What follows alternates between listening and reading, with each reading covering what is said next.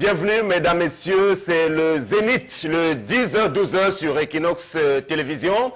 On va, tout au long de ce programme, on est à la 3e édition de la semaine, revenir sur nos rubriques habituelles, c'est-à-dire les actus des réseaux sociaux, la presse au vitriol, mais aussi la colère de Charles Armel avant la critique qui intervient à la fin. Notre invité sera là pour évoquer la question lancinante aujourd'hui des permis de conduire et de leur délivrance, la problématique au cœur de ces auto-écoles qui ont pignon sur rue et qui, pour la plupart, n'ont pas vocation à enseigner la conduite automobile. Avec notre invité qui aura une autre casquette sur laquelle on reviendra donc. Merci de nous accueillir chez vous à travers le monde. Bienvenue encore à tout le panel. Bonjour, Charles Armel. Bonjour Sam Sévérin, bonjour à tous les téléspectateurs, il est 10h et c'est l'heure. C'est l'heure et c'est aussi l'heure d'accueillir celle-là qui est tout à côté de vous et qui commence à enregistrer un nombre important de followers parce que c'est son domaine de prédilection. Bienvenue, bonjour.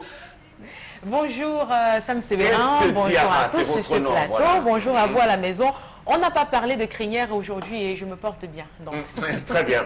Alors, on va vérifier tout simplement s'il a bien dormi lui aussi et si le travail qui lui incombe va être bien exécuté tout à l'heure. C'est un professeur, Monsieur Ndiasso, bonjour.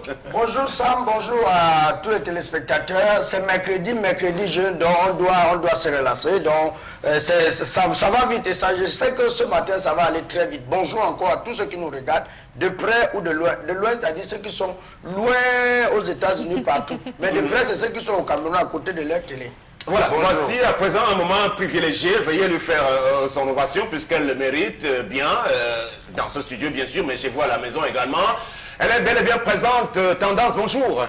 Bonjour Sam, bonjour encore à tous ceux qui nous regardent ce matin.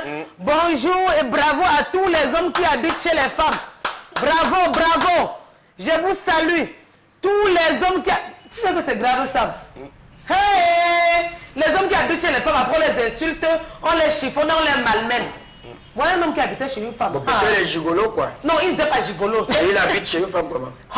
Il a connu la femme Ndiasso au départ. La femme avait un peu, quoi. Elle était mal en train de construire la maison. Sauf que, tellement, ça allait vite au point où la femme a dit, pardon, laisse ton appartement, tu viens vivre chez moi, dans la maison où je suis en train de construire. 8 ans, quand ils ont passé 8 ans ensemble, ils ont fait 2 enfants. La femme est décédée, ça fait 1 semaine, pas à ton âme, ce qui m'énerve parce qu'elle est décédée. Que ton âme repose en paix, maman. Mais sauf que la famille de la femme est en train de dire au monsieur de libérer. Le corps est encore à la morgue, mais on discute déjà la maison. L'homme aussi, ça vous sort. Il dit que... Ils sont vraiment mariés. Ils sont même pas encore mariés. Le genre qu'on te dit qu'à à l'église, on a mis l'alliance.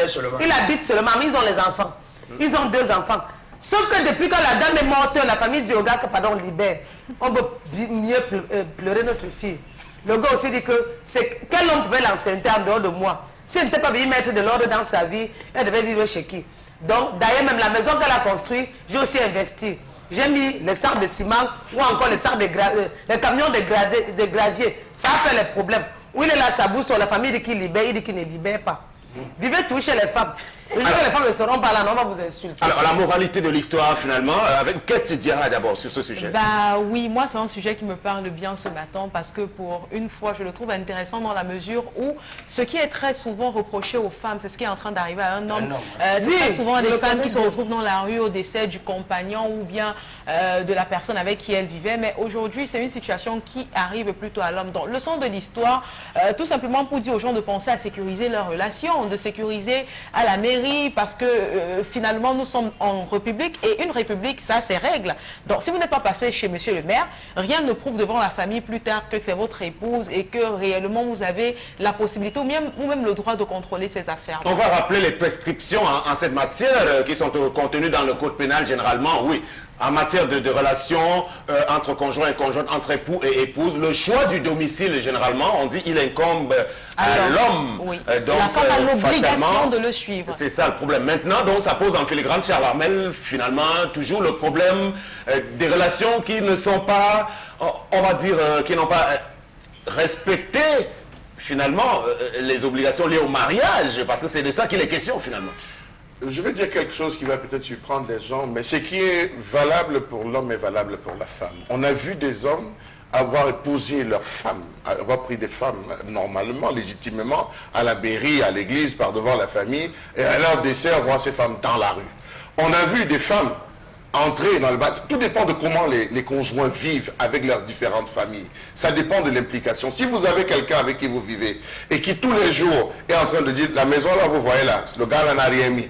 Tous les jours, c'est la femme qui dit, vous voyez, je vis avec ce gars, il n'a rien mis dans la maison, il vient seulement squatter chez moi, lorsqu'il y a des problèmes, elle verse. Rassurez-vous qu'à la fin, ça sera ce type de problème. Moi, j'estime que les deux, dans le cas de tendance, la femme a passé le temps à dire que ce gars venait squatter chez moi, il venait profiter de la maison, il venait faire ci, il venait faire ça, donc il n'a rien ici, il ne doit rien. Au dernier jour, vraiment, ne soyez pas surpris que je le chasse. Parfois, elle n'a même pas besoin de décéder, ils peuvent avoir un problème, ça peut être une petite bagarre, la famille survient, les frères de la fille surviennent, porte le garçon, le monsieur, on met dehors. Pareil pour la femme. Ça peut être la femme qui vit avec le garçon. L'homme se plaint auprès de sa famille que, vous voyez, elle me menace, je ne parviens pas à manger à la maison et tout. Les sœurs de l'homme arrivent, on récupère la fille, on met dehors. Donc, véritablement, ce qui est valable pour l'un comme pour l'autre, j'ai bien peur de dire que c'est souvent les juridictions qui finissent par trancher ce type de problème. Professeur Jasso, oui. Oui, là, ça dépendra aussi un peu de l'âge des enfants, hein, parce que je me dis, dans une situation comme celle-là, si on a des grands-enfants, ces enfants pourront avoir parole sur les biens de leur maman en disant, bon, voilà, voilà ce qu'on peut faire pour papa, voilà ce qu'on ne pourra pas faire pour papa, parce qu'il est leur père, mais il n'était pas marié à leur maman. Sauf si peut-être c'était une polyandrie, peut-être qui n'a même pas pu marcher, parce que la polyandrie, c'est une femme qui épouse deux hommes. Parce qu'en prenant ce monsieur, elle pourrait encore prendre un autre. C'est ça, c'est que je me dis. Ça peut être intéressant. Mais professeur, comment savoir que les 5 premières rangées de papa, il n'a pas acheté? Comment savoir? On ne peut pas définir. C'est pour ça que je dis, il n'y a que les enfants. Il ne pourra que profiter sur ses enfants. Peut-être l'enfant qui est déjà grand peut dire, parce qu'il ne pourra rien profiter. Non, même s'il peut attester que les 5 rangées de parfum étaient de lui. On a pour habitude de dire que le terrain bouffe la maison. Qui c'est qui a acheté le terrain? Même si toute la maison, c'est lui qui a construit. Comme tu dis, le terrain bouffe la maison. Le terrain bouffe la maison, on va dire, tu as construit sur le terrain de qui? Tu es marié à elle. Sur son terrain. Alors, le propos de tendance était de dire arrêtez d'aller habiter chez les femmes. Vous voulez montrer aux gens, à chacun de ranger sa vie. Libère sa maison. Tu sais, vous voulez pas aller signer devant monsieur le maire. Ah bon, donc tu voulais dire, avoir freiné la vie avec les enfants. Voilà, maintenant que la mère a eu raison d'elle, libère. Il y a une autre hypothèse des femmes qui sont encore plus nanties, fatalement, et qui peuvent suggérer à leur conjoint de venir rester avec elle, parce que la femme qui est forcément plus riche, qui a ces moyens-là, ne va pas se déplacer nécessairement pour aller rejoindre son conjoint. Dans l'histoire de tendance, le gars avait son appartement. Il avait son C'est la femme qui demande, écoute chérie, il faut économiser, ne dépensons pas de l'argent, il faut économiser. Viens vivre avec moi, l'argent que tu dépenses à payer la maison et tout chez toi pourra nous permettre de survivre ici. C'est l'idée est mise par la femme, c'est pas l'homme qui se lève et qui va vivre sur la femme. Là, il faut préciser déjà. Et dans la plupart des situations, c'est toujours la femme qui demande à l'homme de venir. Rares sont les cas où l'homme s'improvise sur la femme parce que la femme a ce souci de préparer d'abord le terrain avant que l'homme... On va sortir de ce petit sujet, mesdames, messieurs. C'est notre manière à nous d'entrer tout doucement dans cette émission avec un sujet assez léger, avec l'histoire de tendance, généralement autour des petites histoires de ménage. C'est important également parce que nous vous apportons notre contribution autour de ces questions-là. Tu voulais juste ajouter une dernière chose? 8 ans, jusqu'à 8 ans, il attendait quoi? À nos jours, si l'homme m'a dit que pour mettre l'alliance, ça coûte 15 000 francs seulement. Si par la mairie, vous mettez l'alliance. Et il y a le mariage collectif. Oui, c'est parce que tu restes après, madame, tu dis que j'avais acheté les sacs de ciment. J'ai mis 3 camions de gravier. On se l'empête. Voilà, merci. C'est son histoire, mesdames et messieurs. On aborde à présent la rubrique qui est consacrée à la colère. Voici la colère de Charles Armel, et ce matin, celle-ci porte la colère, bien sûr, sur les universités camerounaises avec leur lot de problèmes. De toutes les façons, il a sa manière bien à lui de bien nous l'exécuter. La voici donc la colère de Charles.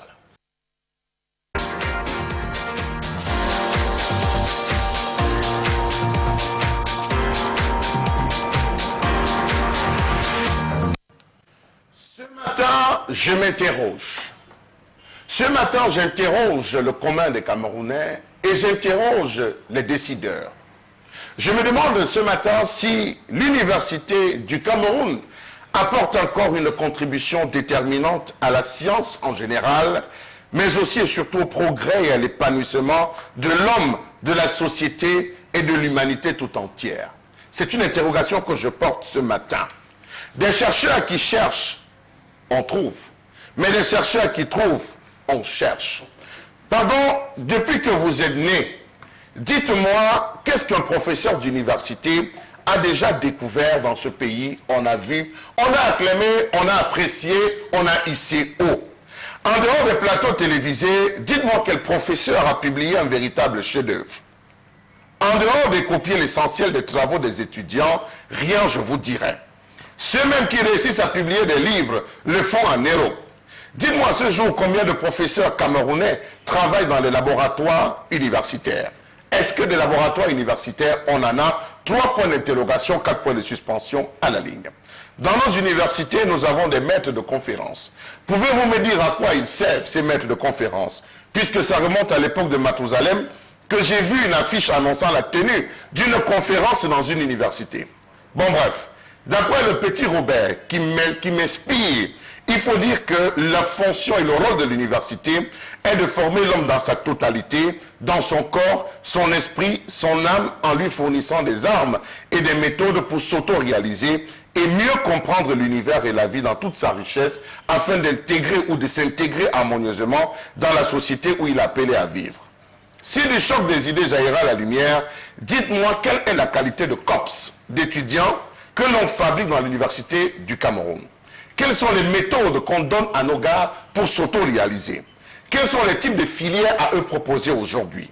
Histoire, géographie, sciences po, lettres bilingues françaises, lettres bilingues modernes, littérature négro-africaine, archéologie, biochimie et j'en passe. Des filières qui prédestinent les jeunes à faire quoi? 3 points d'interrogation, 4 points de suspension à la ligne. Rapprochez-vous de ces gars, de nos amis COPS. Vous comprendrez que la calvitie a attrapé tous ceux qui croyaient au système. Faites le tour de la ville de Douala. Vous verrez qu'en année de licence, le seul stage pratique qui s'offre à eux, c'est le bensikin, le taxi, les cyber, les répétitions, les photocopies, les bouquineries. Ceux qui réussissent à trouver du travail réussissent au nom de la filiation ethnique, au nom d'une recommandation ou négociation, jamais au nom du mérite. Comment vont-ils comprendre l'univers quand ils n'ont rien dans la tête? Professeurs absents, notes de cuissage, domestication des étudiants. Et oui, vous avez des étudiants qui, pour avoir des notes, deviennent les domestiques, les porteurs de sacs, mieux les serviteurs des professeurs. L'université que je connaissais ou que je connais est appelée à fournir à cet homme complet 3 cours magistraux. Le savoir-être et le savoir-faire. Depuis une dizaine d'années, on ne cesse d'entendre des tonnes de facéties sur les crises universitaires au Cameroun. Les professeurs sont en grève. Campus mort. Ils sont en campagne électorale. Les professeurs veulent les primes de recherche et les salaires. Les professeurs sont devenus des promoteurs d'instituts et universités privées. Les professeurs sont devenus de grands libraires, éditeurs, vendeurs de fascicules. Les profs sont devenus des gombistes hors pair. Les profs sont des consultants d'entreprise. Les profs sont devenus des proxénètes. Les profs sont devenus de grands initiateurs des étudiants dans l'homosexualité et les sectes. Les professeurs se battent pour occuper les postes ministériels. Certains professeurs sont devenus même les gourous des églises de réveil et j'en passe. Demandez à un enfant inscrit en master 1 ou 2 de vous rédiger une lettre d'offre de service. Vous allez découvrir une distorsion syntaxique, des problèmes d'orthographe et des conjugaisons à laisser véritablement rêver, sans toutefois oublier des fautes de grammaire à n'en plus compter. Comment donc comprendre la descente aux enfers d'une véritable institution qui, par bien des aspects, ressemble à un champ de ruines? Voilà, alors à cette... on va passer à la suite. Bon, on va rester sans voix, mais c'est une autopsie véritable de la réalité du système universitaire camerounais. Aujourd'hui, quand on l'entend, c'est vrai, un peu avec son emphase, on peut se dire l'université ne vaut pas la peine finalement d'être fréquentée chez nous de nos jours. Je vous pose la question à vous, Kate Diarra d'abord, parce que vous êtes quand même un des produits de l'université camerounaise. Hein? Oui, l'université de Douala, et j'en suis fière. Moi, ce que j'aime dans cette colère, c'est que c'est une colère, comme tout le reste, très cérébrale. À l'intérieur, on a tellement de choses, tellement de non-dits qui finissent par être dits, qu'à un moment, je vais me demander si Charles Hamel n'est pas espion. Il va falloir que vous nous racontiez publier ça peut-être en offre. Mais pour dire finalement que tout ce qui a été mentionné ici, c'est véritablement et malheureusement la réalité du Cameroun. Vous arrivez dans les universités, précisément à l'université de Douala, il y a tellement d'étudiants dans les amphithéâtres que cela pourrait même expliquer le fait qu'un étudiant plus tard ne puisse pas vous formuler une demande, par exemple, d'emploi. Parce qu'ils sont tellement nombreux en amphithéâtre, finalement, il y en a qui font cours de dehors, ils sont à la fenêtre en train de suivre, il y en a qui sont même dehors, qui ne voient pas le prof, qui vont écouter parce qu'il y a un baffle qui porte quand même assez fort la voix. À côté de cela, il y a aussi que dans les universités, maintenant, c'est plus des lieux de recrutement pour les loges et tout. On se souvient de cet étudiant qui, je crois, c'était en 2014, a fait tout un tollé à l'université de Douala, il se tenait à l'entrée du portail et il n'arrêtait pas de dénoncer le fait que dans cette université, on vous fasse des propositions indécentes. Vous allez rencontrer un doyen pour lui poser un problème, c'est le même doyen qui, au lieu de résoudre ce problème, va être en train de vous faire des propositions vraiment pas très catholiques. C'est dans les mêmes universités que les étudiants, on ne sait pas s'ils sont étudiants ou pas, viennent recruter d'autres étudiants qui sont ceux-là qui ont des difficultés pour les amener dans des loges, pour les amener dans des associations malsaines. Donc, voilà, est-ce que vous avez quelque chose à reprocher? J'ai dit. L'université même qu'on a... Tu sais que les étudiants de ce côté ont transformé leur chambre en chambre de passe. Parce qu'il y a une rue de la joie donc catastrophique. Mon français va finir aujourd'hui. Dans la rue il y a la deuxième rue de la joie à l'université. À côté, mais c'est tout l'université parce que les étudiants même n'apprennent pas bien. Quand il y a dans les boîtes de nuit, les snack bars, il y a, de ce côté, il n'y a même pas les auberges ni les hôtels. Mais les étudiants ont transformé leur chambre de classe, en chambre de passe. En matière de promiscuité, effectivement, toutes ces déviances, je crois, à la Palme d'Or revient peut-être à l'université de Yaoundé 2 Soa qui a régulièrement été cité en cette matière, où, disons-le, on a souvent des pratiques même de prostitution. Nos étudiantes aujourd'hui, finalement, au-delà de l'université de Douala, professeur Njasso, ce sont des hauts lieux de toutes sortes de dérapages. Oui. On a vu des étudiantes même qui, avec leurs professeurs, n'ont que des points passant par la table, il faut attraper la table, il y a l'homosexualité. C'est très grave là-bas, il faut le dire comme ça, Sam. Parce que je ne sais même pas si je suis même la meilleure personne.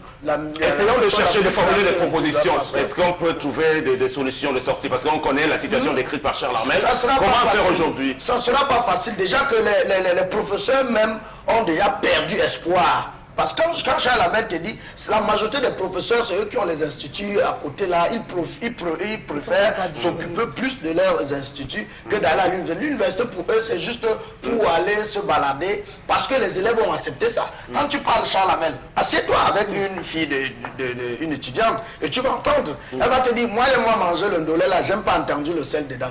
Quand tu écoutes une fille de l'université qui te dit qu'elle n'a pas entendu le sel dans la nourriture, vraiment c'est... Est-ce que le débat Charles Armel que vous posez ce matin concerne essentiellement l'université publique? Est-ce que les IPES ne rentrent pas dans cette description que vous avez faite? Il faut dire que ce qui est valable pour l'un est valable pour l'autre. C'est les produits du même système. Regardez par exemple, on parle des amphis. Où est-ce que l'université donne ses cours? Allez à l'école publique, vous allez voir. À quelle heure ces étudiants sortent des salles du lycée? Ceux qui sont un peu conscients. Regardez l'heure à laquelle ils sortent. Ils prennent des établissements privés, ils louent ces espaces pour pouvoir faire cours. Je pense qu'il y a cet autre phénomène, les bars. Les snack bars qui entourent cet univers. Vous avez des personnes qui... Je dis, c'est le lieu de tous les recrutements. Ça, je le dis à haute, c'est le lieu de tous les recrutements, l'université. Il faut protéger cette jeunesse si véritablement elle est le fer de lance de la nation. On doit la protéger et non l'exposer. Pour ce faire, il faudrait qu'une loi, c'est-à-dire nos députés travaillent là-dessus, sur un projet pour limiter. Vous ne pouvez pas être un professeur du public, vous recrutez dans le public, vous percevez, vous allez derrière, vous créez 2, 3, 4, 5 universités, l'université de la Flamme, l'université des Herbes, l'université de ce que vous allez faire, et pour ramener vos étudiants avec des taux faramineux. Comment vous voulez qu'on puisse former une jeunesse, qu'on puisse donner le savoir comme connaissance, le savoir-être, le savoir-faire? C'est impossible. Les instituts privés d'enseignement supérieur... Je souhaiterais aussi qu'une même loi, c'est-à-dire un projet de loi, on puisse formuler un projet de loi pour empêcher ces ministres-là, ils me regardent, je les regarde, ces ministres d'envoyer les enfants étudiants en Europe. Il faut que les enfants affrontent le système. Qu'ils affrontent ce système, qu'ils vivent les réalités. Et je pense qu'à partir de là, beaucoup de choses vont être enclenchées. Présent. Oui. Comme je disais tout à l'heure, on a parlé de l'école Le Gros Français, Sam. J'ai fait la réunion avec une fille, elle nous a dit l'autre jour à la réunion qu'elle a eu une maîtrise en comptabilité. Elle fait toujours l'université. et que je ne te mens pas que la fille, même le français, je suis sûre que tu as les notes sexuellement transmissibles. Parce que l'autre jour, quand elle a perdu sa grand-mère, on arrive au deuil, on dit maman, mes condoléances. Elle dit à vous autant, à vous autant, à vous autant. À nous autant qu'on t'avait dit qu'on a perdu qui. Tu viens dire que tu fais l'université. Elle veut pas. Elle dit que la parce qu'elle dit qu'elle a le bagage intellectuel. Et moi, j'ai dit que tu as les notes sexuellement transmissibles. On va combattre tout ça. Trop, c'est trop. Non, il y a un français qui vient te chercher tous les soirs. À ce niveau, la faute ne va pas forcément revenir à l'enseignant. La faute va aussi revenir à l'étudiant. Parce que moi, je me souviens, je vais peut-être paraître prétentieuse, mais ça ne va pas m'empêcher de pousser mon argumentaire. Je me souviens, on est en terminale et vous allez vous rendre compte qu'il y a des camarades qui n'ont pas entendu parler de certains mots. Ils n'ont jamais entendu parler. Ils ne savent même pas que ça existe dans la langue française. Ah, oui. On va vous faire une dictée et à côté, on va vous demander mais comment on écrit le mot là, ça signifie quoi? Ça veut dire déjà qu'au niveau du système secondaire, on est quand même surpris et on est quand même surpris après que quelqu'un qui a un master en comptabilité se retrouve en train de dire, je l'ai dit, mais tout. Mais le processus d'orientation, c'est lequel? Vous arrivez au niveau de l'orientation universitaire, on regarde, on dit vous avez eu 13 en français ou 16 en français, on regarde tous les gens, on dit non, comme ce gars a 13 en français, il peut faire l'envoi à l'être bilingue modèle. L'orientation universitaire, c'est un problème. Il est temps, vous pouvez faire le choix de 3, 4, 5, 6 filières. Je prends mon cas. Lorsque j'obtiens mon baccalauréat, je choisis de faire histoire de tradition, histoire de l'art. Moi, on m'envoie en anthropologie parce qu'on estimait que j'étais meilleur en anthropologie, j'avais des bonnes notes, je pouvais aller faire anthropologie. J'ai fait des lettres, j'ai fait des requêtes pendant près de 6-7 mois. J'ai dit 6-7 mois. En attendant, on me dit non, allez d'abord commencer à l'anthropologie, en attendant qu'on vous ramène. Voilà comment on retrouve des enfants, comme ce cas, qui ont choisi faire quelque chose, la passion hier. Elle se retrouve à aller faire comptabilité avec un français. Vous avez évoqué également l'absence de recherche de la part de nos enseignants et universitaires aujourd'hui. L'université camerounaise avec grand U peut être classée à quel rang au plan mondial aujourd'hui? Je veux dire dans l'efficacité finalement, parce que je crois il faut voir les sondages. À partir des sondages, il y a le top 10 des meilleures universités. Le Cameroun n'y figure pas. Ne nous trompons pas, le Cameroun n'y figure pas. Parce que la majeure partie même de nos enseignants sont les premiers à l'enseigner au Kenya, les premiers à l'enseigner au Zimbabwe. Ils sont les premiers à sortir tous les jours. J'ai eu un enseignant qui nous envoyait des... C'était par thème, hein. Nous on a travaillé plus par thème. Et il vous parle, bon voilà, histoire des femmes ou d'histoire des boulots. Il s'arrête là. Il faut travailler, il faut rentrer travailler. Je voulais demander à Charlie, tu as dit que dans le top quoi? Le top 10 des meilleures universités africaines. Est-ce que tu as regardé le top 10 aussi des meilleures négatives peut-être nous sommes dans le top 10. Non, il ne faut pas. Il faut pas essentiellement des universités. Et ce n'est pas que pour nuancer le propos. Les réalités qui sont propres à l'université de Douala, à savoir certaines réalités telles que les loges, telles que les notes sexuellement transmissibles. C'est surtout ça. Non, elles sont universelles en fait. Ce sont les mêmes réalités que vous allez retrouver dans les universités aux États-Unis, en France et autres. Mais maintenant, nous, on a un problème à ce niveau que les enseignants en eux-mêmes n'ont déjà pas la possibilité de donner cours comme il se doit. Nous sommes nombreux parents-filles. Il y a un problème d'orientation, comme Charles Hamel l'a dit. Il y a un problème même de cadre normatif dans lequel on doit... Donc la réforme intervenue au début des années 90, finalement, elle n'a pas porté. La réforme comme à peu près tout au Cameroun. Comme à peu près tout. Il faudrait même que même le ministre de l'enseignement supérieur, 16 ans, il a plus de 10 ans à ce ministère. Depuis qu'il n'y a que des crises au sein de l'enseignement supérieur. Il faudrait quand même que même le chef de l'État qui écoute essaie de revoir pour dire, ok, revoyons le système tout entier. Trop de grèves, il y a un problème dans le système universitaire. Très bien, on aura le temps de reparler de cet épineux sujet, on l'espère, dans les prochains jours avec un invité un peu plus outillé que nous. Nous, on essaie juste de jeter un pavé dans la mare, mais c'était déjà bien que de poser le problème tel qu'il se perçoit aujourd'hui. La crise du système universitaire camerounais, c'était l'objet de la colère de Charles Hamel. On va, après cette petite transition, aller accueillir notre invité.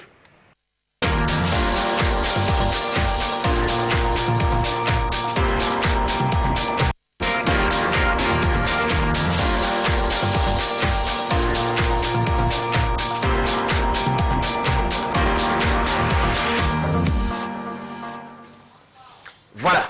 Merci. Merci. Il est bien installé avec nous. Monsieur Jean Siga Foting, c'est votre nom. Bonjour, bienvenue. Bonjour et bonjour à tous les spectateurs. Voilà, c'est ça. Alors, on vous reçoit ce matin en qualité de responsable régional des associations des auto-écoles, mais je voudrais qu'on évacue l'autre panne aujourd'hui de votre profil. Vous êtes ingénieur de l'aviation civile, vous avez longuement travaillé au niveau de la SECNA sur la situation des aéroports du Cameroun avant de revenir aux auto-écoles et la conduite automobile. Quelle est aujourd'hui la situation telle que vous pouvez la percevoir à votre niveau? Ben, je voudrais dire que je n'étais pas dans l'aviation commerciale, j'étais dans l'aviation technique, c'est-à-dire nous on travaillait au sol. C'est nous qui faisions atterrir les avions et ils nous payaient des redevances. C'est le rôle de la SECNA, la sécurité aérienne. Maintenant, il appartient aux compagnies aériennes de faire voler leurs avions. Là, vraiment, je ne maîtrise pas. Voilà. Maintenant, et les aéroports du Cameroun, alors, leur rôle, parce que c'était une partie du rôle dévolu à la SECNA, les ADC aujourd'hui. Oui, dans les années 93-94, ADC a été créé pour prendre la partie commerciale que gérait la SECNA, c'est-à-dire les aérogars et les pistes. Bon. Moi, je n'ai pas travaillé dans cette compagnie. Moi, j'ai continué à travailler avec la SECNA jusqu'à la retraite. Voilà. Et aujourd'hui, pour sortir de ce volet, donnez-nous quand même votre opinion sur le système aéronautique camerounais. Bon, on ne va pas parler forcément de la compagnie camerounaise, Camerco, qui est en difficulté. Mais en tant que Camerounais, est-ce que vous pensez que nous sommes au niveau de la norme internationale? Mais ça se voit qu'on n'est pas dans la norme, sinon... la compagnie vaudrait normalement. Donc il semble bien qu'il y a des problèmes de gestion, il y a des problèmes de capitaux, il y a beaucoup de problèmes que moi je ne maîtrise pas. Sinon... Ou bien que vous ne souhaitez pas évoquer, parce que tout à l'heure en off, vous étiez bien plus inspiré sur certaines de ces questions-là. Concernant par exemple les recrutements fantaisistes au Cameroun, c'est un vrai problème, monsieur Jean Siga, finalement. Au niveau de l'efficacité à ces postes-là, il faut que les bonnes personnes soient mises aux bonnes places. C'est un problème général au Cameroun. Vous savez, à chaque fois qu'on change un DG quelque part, il ramène avec sa famille. Et puis, il fait des recrutements fantaisistes, parfois tribalistes, et ainsi de suite. Tout ça concourt à la malgouvernance générale. Voilà, on va donc aller aborder avec vous, Charles Armel, quête, professeur Ndiasso, tendance, l'autre volet qui concerne les auto-écoles qui ont pignon sur rue et la problématique de la délivrance des permis de conduire. Je suis content d'avoir un responsable du syndicat des auto-écoles de la région du littoral, ça me fait plaisir. Je vais commencer par un point simple. Il avait été question, je pense, il y a 4 ans par là, qu'on arrête ces différentes multiplications des auto-écoles. Je prends un cas, c'est auto-école Charles Armel à Aqua, auto-école Charles Armel à Bédi, auto-école Charles Armel à Lopom, auto-école Charles... Au départ, ça a marché, mais plus tard, ça a continué. Oui, nous avons le syndicat national des exploitants d'auto-écoles du Cameroun est un syndicat responsable qui se bat pour que le métier d'auto-école soit un métier respectable et que les auto-écoles s'ouvrent suivant les normes fixées par la législation camerounaise. Mais il faut reconnaître que la bataille est difficile. Vous savez qu'à tous les niveaux, avec les pots de vin et tout, on obtient tout ce qu'on veut. Je connais une auto-école qui a pratiquement 8 agences dans le littoral, dans Douala. Bonabéry, village. Oui, il y en a qui ont 20. Est-ce que c'est normal? Vous êtes modeste, il y en a qui ont 20. Est-ce que c'est normal lorsque les décisions ministérielles précisaient, prescrivaient qu'il fallait que cela s'arrête au moins 1 ou 2? Oui, parce que c'est un métier soumis à agrément. Suivant la logique des métiers soumis à agrément, on ne donne pas 2 agréments à une personne pour un seul métier. C'est-à-dire, vous ne pouvez pas être huissier à Douala, à Aqua, et puis à Bonabéry, et puis à Nobel ou à Daïdo. Bon, nous, on avait pensé que c'est comme ça. Il paraît bien que nous, on était dans l'erreur, puisque le gouvernement continue à donner des agréments à des gens ayant des auto-écoles partout. Vous avez parlé tout à l'heure... Ça veut dire que son syndicat ne fait rien, alors? Parce que non, le syndicat se bat. Le gouvernement fait, voilà. Le syndicat se bat, mais il y a des forces que nous ne maîtrisons pas. Est-ce que vous avez dénoncé? Bien sûr, nous avons fait des dénonciations terribles, écrites partout, écrites au ministre, écrites à la CONAC. Est-ce que vous savez qu'il y a des gens qui présentent 200, 300, 400 candidats chaque mois au permis de conduire? Nous avons demandé même au ministre à plusieurs reprises, dans plusieurs congrès, de limiter le nombre de candidats par auto-école. Comment vous pouvez former 100 élèves en un mois? C'est impossible. D'ailleurs, même le recrutement seul, c'est impossible. Avec autant d'auto-écoles que nous avons. Nous sommes battus et ça n'a jamais marché. Il y a toujours des forces néfastes qui arrêtent le processus à chaque fois que ça va aboutir. Parlons justement de ces auto-écoles-là. Et vous parliez tout à l'heure de pots de vent, qui c'est un système quand même assez complexe, les auto-écoles. On va déjà s'arrêter sur la façon de dispenser des cours dans ces auto-écoles qui n'est, ma foi, pas surveillée. Je vous fixe un cadre assez simple.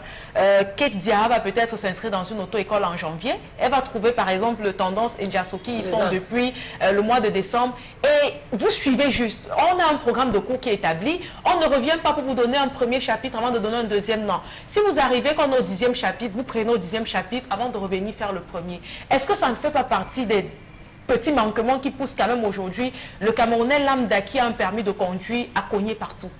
Bien sûr. De toute façon, nous payons. La conduite au Cameroun est l'une des plus mauvaises en Afrique. Vous le savez très bien. Il faut avoir voyagé pour constater tout ça.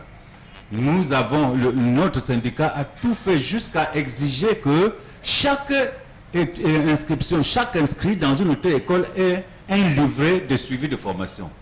Et de manière que lorsqu'on présente son candidat, qu'on présente sa candidature à l'examen du permis de conduire, qu'on présente son livret, qu'on voit bien qu'il a suivi tous les chapitres et qu'il maîtrise.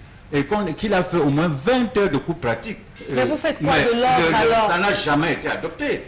Qu'est-ce que vous voulez qu'on fasse? Si on pouvait suivre la formation de chaque candidat dans une auto-école, il y aurait une meilleure conduite au Cameroun. Pas tout de suite. À quel niveau ça bloque? Au niveau des moniteurs, des responsables d'auto-école ou alors du ministère? Ça bloque à quel niveau? Ça bloque au niveau des décideurs. Nous sommes un syndicat, nous ne sommes pas le gouvernement. Donc lorsque nous écrivons au gouvernement pour faire des demandes et que ça ne marche pas, nous ne pouvons rien. En 2014, nous avons fait des grèves. On a marché au Premier ministère pour obtenir au moins qu'il y ait une petite réforme. La réforme devait entrer en application le 1er janvier 2016. La réforme n'a jamais été appliquée. Professeur Jasso, il a dit que la conduite au Cameroun est l'une des plus mauvaises et que c'est reconnu comme ça. Bon, maintenant, je ne vais pas vous demander vous-même si vous êtes un bon conducteur.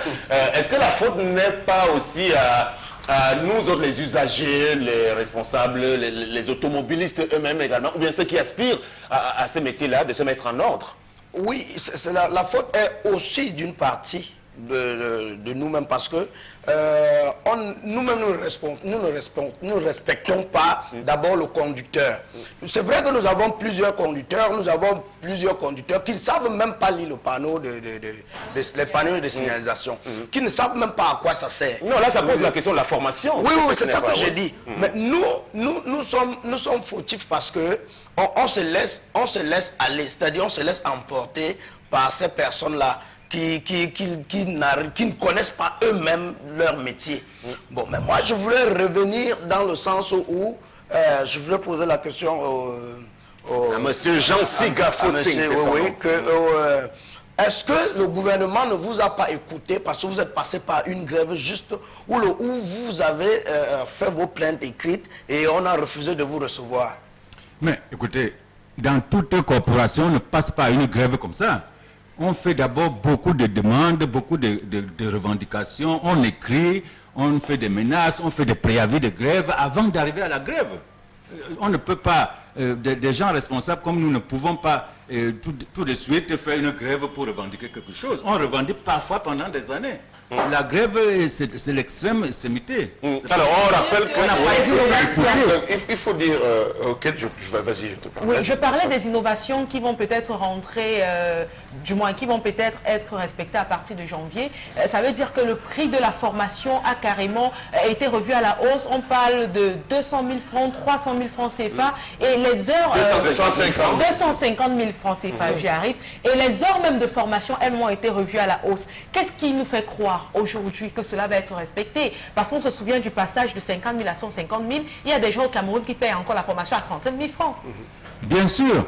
De toute façon, le syndicat travaille pour des normes. Oui. C'est-à-dire pour que les choses se passent normalement. Si la formation est normale, le prix que nous avons préconisé est tout à fait normal. Avant de fixer ce prix, vous êtes concerté, vous avez reçu l'option de... Nous avons, en fait, il y a un consensus autour de ce prix avec des autres syndicats. Mais c'est notre syndicat qui a lancé ce prix à notre congrès du 11 novembre 2016 à Yaoundé, c'est-à-dire il y a un mois à peine. Et pourquoi? Parce que suivant la réforme qui devait entrer en janvier, qui devait entrer en vigueur en janvier 2016, les cours pratiques devaient passer à 20 heures au lieu de 10 heures actuelles. Et les cours théoriques devaient passer à 40 heures au lieu de 20 heures actuelles. C'est normal que si on va former quelqu'un mieux, qu'il paye mieux. Je suis surpris. Je suis surpris que vous vous êtes arrêté à l'aspect financier sans toutefois procéder à l'inventaire du patrimoine. Pendant longtemps, j'ai pris la peine de surveiller les différentes écoles, matériel roulant, le patrimoine de ces écoles. À peine on démarre, vous arrivez à l'école publique, la voiture s'arrête. Vous voyez les gens, les apprenants assis, ils sont dans une buvette, le moniteur en train d'appeler, le mécanicien en train de dépanner. Il faut dire, non, on compte. C'est pas une, c'est pas deux, c'est pas la même école. La majeure partie ont un patrimoine vieillissant, un patrimoine vieillot. Pourquoi vous n'avez pas pensé par revoir déjà cela, adapter et surtout adapter le code de la route? Parce que je suis arrivé, j'ai voulu m'inscrire dans une autre école, on m'a donné plutôt le logiciel. Bon, on m'a demandé, est-ce que vous avez un ordinateur à la maison? Sur la question de code, il y a un code camerounais qu'on appelle le code CEMAC, qui est en vigueur depuis l'an 2001. C'est ce code-là qui est supposé être enseigné dans les auto-écoles. Il n'y a pas de DVD, il n'y a pas de CD du code CEMAC. Les DVD que nous avons sont du code français. Bon, en ce qui concerne l'autre aspect des pannes qui arrivent et tout, écoutez, les pannes, ça peut arriver. Mais la législation prévoit que vous ne pouvez pas faire l'auto-école avec une voiture qui a un certain âge. Mais ce n'est pas au syndicat de contrôler l'âge de ces voitures. C'est à l'administration qui doit faire son travail. Est-ce que vous savez qu'actuellement, il y a plus de 100 auto-écoles pirates dans la ville de Douala qui ont pignon sur rue, qui ont des plaques et tout, et qui n'ont pas d'agrément? C'est pas au syndicat. Papa, j'ai même constaté qu'il y a les gens qui ne connaissent même pas le code de la route. Pourtant, ils ont le permis de conduire. Bien sûr, nous nous sommes battus corps et âme pour que ça diminue. Il y a 2 ou 3 ans, il y avait au moins 2000 faux permis dans le littoral chaque mois. Mais on m'a dit qu'on a des gens qui n'ont jamais mis pied à l'auto-école et qui avaient le permis de conduire. Donc le syndicat c'est pas nous avons heureusement trouvé une oreille attentive auprès de la déléguée régionale des transports du littoral, Mme Ayoketa Pamela.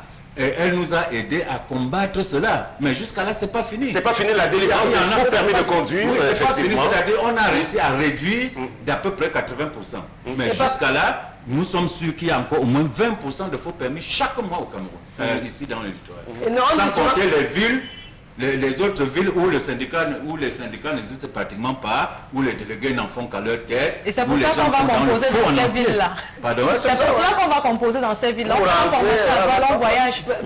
C'est le permis là-bas. Bien sûr, il y avait des charters qui allaient à Yabassi, en Consamba. Surtout Yabassi. Et nous, imaginez-vous une ville qui n'a aucune auto-école, qui avait 600 candidats chaque mois, 800 candidats chaque mois. Nous avons même fait intervenir la CONAP. Et la CONAP a saisi, a pris des gens en flagrant délit. Certains ont été démis de leurs fonctions, certains ont été rayés, et ça a un peu diminué. Nous, on a été en Consamba, on a vu des choses pareilles, on a été à EDEA, on a vu des choses pareilles. Nous avons porté plainte, et ces plaintes-là ont agi, et actuellement, dans ces villes de province, enfin des villes départementales là, où il y avait des sous-centres d'examen, il n'y a pratiquement plus grand-chose. Et on nous a dit que le genre de permis, là, on appelle ça permis de conduire par téléphone. Bien sûr. Donc quand tu veux avoir un permis de conduire... Ça existe depuis toujours, hein, ce n'est pas une nouveauté. Et il faut savoir que depuis 50 ans, il y a toujours eu des faux permis au Cameroun. Papa, et quand on va appeler, non? C'est la quantité qui augmente de jour en jour. Et c'est le problème, et la mauvaise conduite au Cameroun vient de là.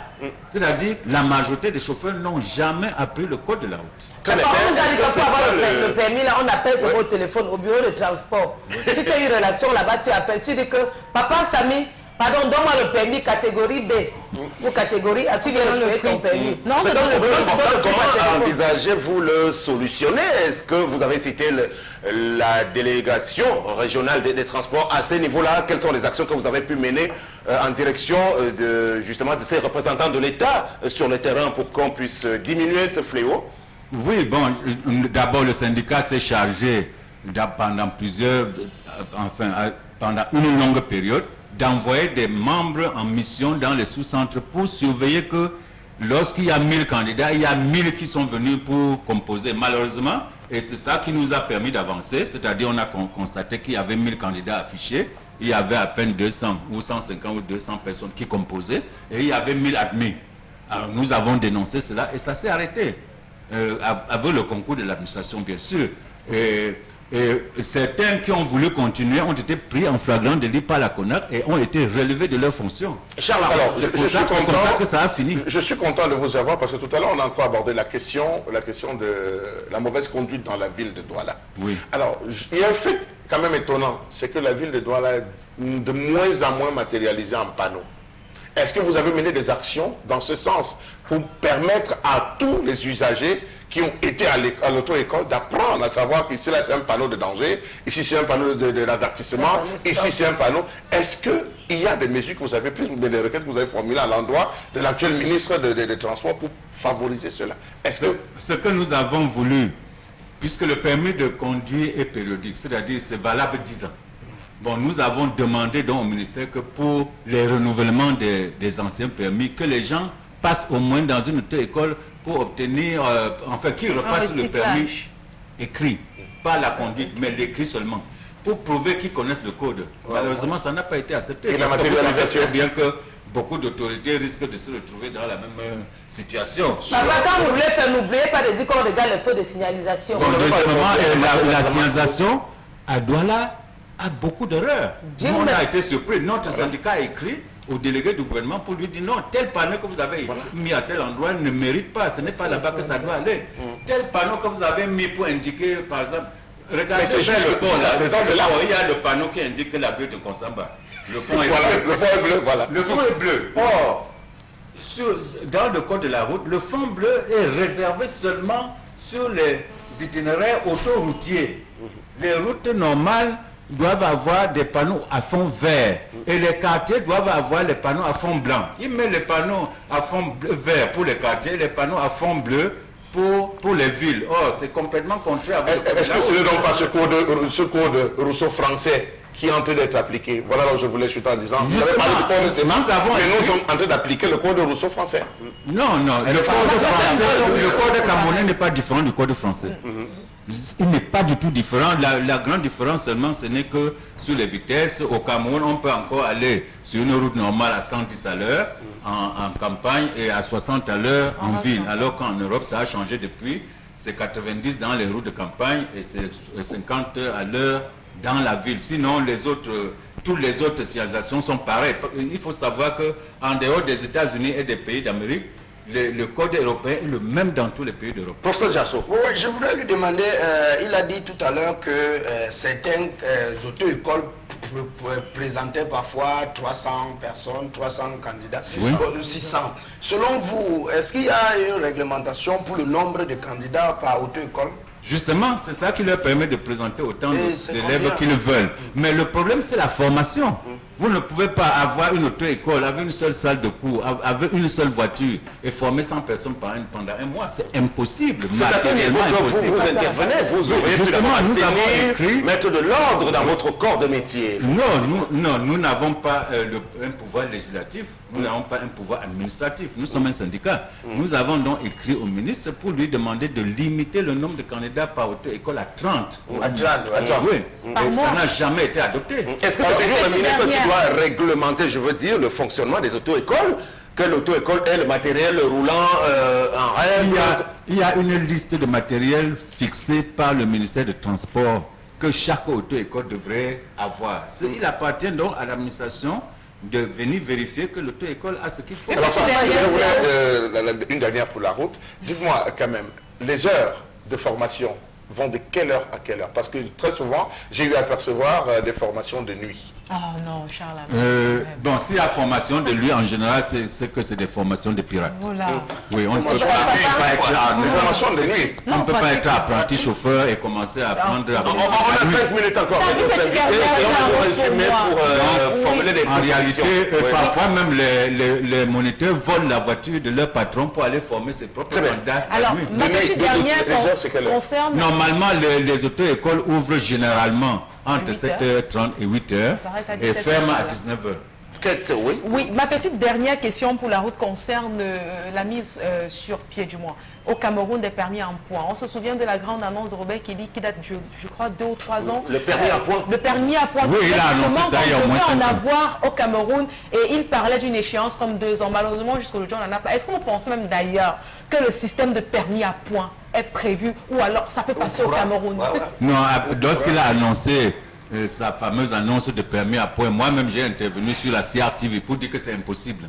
On ne peut pas appliquer le permis à points dans un pays où la police refuse de faire un contrôle sérieux. Pour faire le permis à point, aller en route, lorsque un benchkunner grille le feu rouge, il passe devant le policier, il ne dit rien. Lorsque c'est une voiture, il s'arrête devant parce qu'il veut le combo. Bon, c'est la même chose. Si vous avez le permis à point et que le policier ne va jamais vous arrêter et envoyer votre numéro de permis à la centrale qui doit enlever les points, qui le fera? Mais est-ce qu'il ne faudrait pas déjà mieux mettre ça sur pied avant que ça ne soit pas respecté? Parce que c'est justement le sentiment d'impunité. Le règlement actuel est respecté? Le règlement actuel n'est pas respecté. Parce qu'il y a comme un sentiment d'impunité. On se dit on respecte, on n'est pas puni. Non mais attendez, il y a même une commission qui a été instituée depuis l'an 2000 pour faire le retrait des permis de conduire. Cette commission n'a jamais fonctionné. La commission devait fonctionner comment? C'est-à-dire la police vous arrête en infraction et retire votre permis, le transmet à la commission qui vous appelle et vous juge sur l'infraction. Si on estime que vous avez commis une infraction grave, on vous retire votre permis. Ça n'a jamais fonctionné parce que la commission n'a jamais reçu un permis de la police.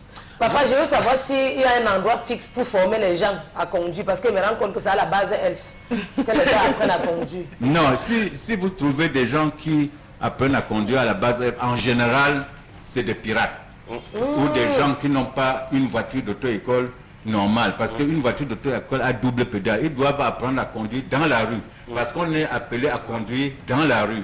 Donc, s'ils vont à la base F, c'est parce que leurs véhicules n'ont pas les doubles pédales. Donc, le moniteur ne peut pas maîtriser la voiture en cas de problème. C'est pour ça qu'ils vont là où c'est vide. Vous avez un listing aujourd'hui des auto-écoles. Vous représentez la région du littoral. Vous avez un listing des auto-écoles qui sont en règle, finalement, monsieur Jean? Bien sûr. Nous avons la liste de tous les auto-écoles en règle. Vous allez constater. Non, il y a à peu près... Je crois qu'il y a à peu près 104 ou 108 auto-écoles qui sont vraiment en règle. Mais il y a au moins une centaine d'autres qui ne sont pas en règle. Et certaines personnes ont un seul agrément et ils ouvrent 5 agences.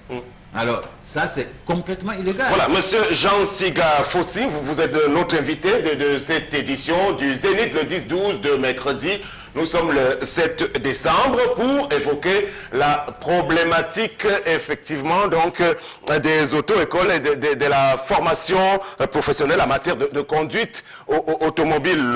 Aujourd'hui, on va aller prendre une petite respiration en musique avant la suite de ce programme.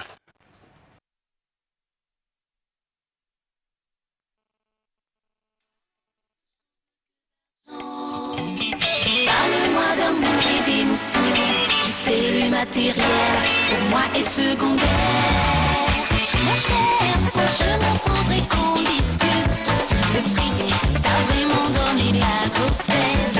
Si tu es milliardaire, ce n'est pas un événement. Ma réussite, je te le rappelle, ne vient pas de toi. Crois-moi, tu n'as ce mot à la bouche. Ici, on parle d'amour. Tu n'as toujours pas compris. La vie, il y a bien plus précieux que l'argent. Oh,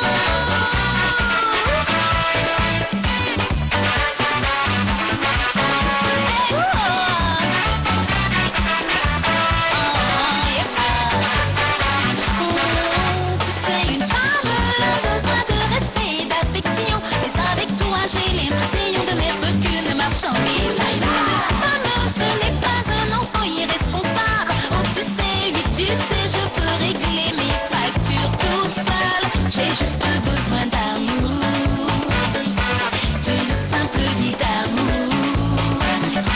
Mais toi, tu n'es qu'un vautour. Tu peux toujours courir après le fric. Ton fric, je m'en fous. Tu es milliardaire, je m'en fous. Le fric, ton fric, je m'en fous. Je n'en ai rien à faire, je m'en fous. Moi j'ai besoin d'amour. Hey, oh, oh, oh. Juste besoin d'amour. Oh, oh, oh, oh, oh. Hey.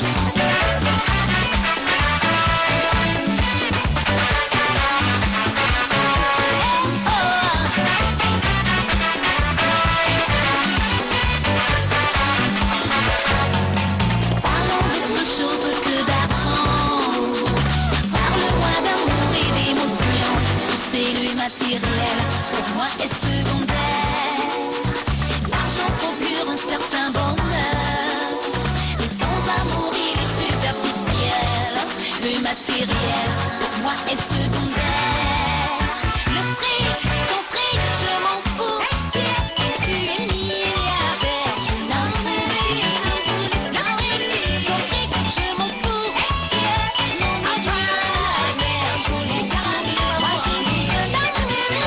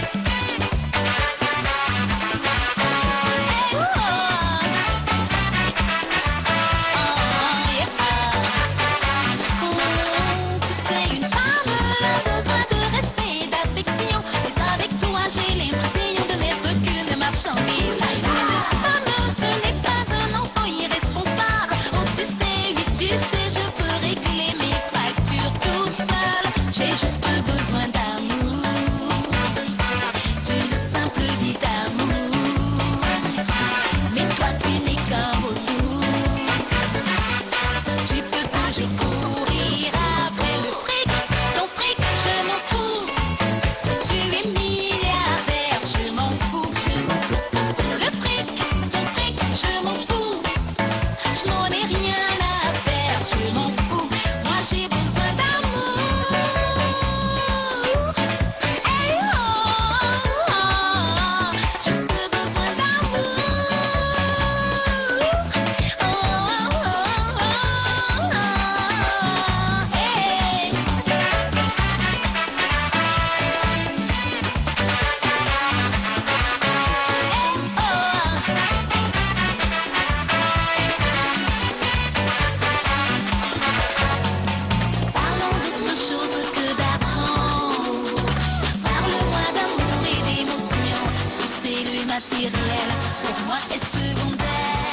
Voilà, elle s'appelle Mia Ngiamba, le titre de la chanson Le Fric, qui avait fait son succès dans le passé. Entre-temps, elle a beaucoup changé d'ailleurs. Elle a eu une autre chanson, un autre album en collaboration avec Annie Anzouer. On va donc, dans le prolongement de ce programme, aller vous présenter la prochaine rubrique. Mais d'abord, petite précision au sujet de vos interventions. Kate Diarra, pour rappeler les principales voix.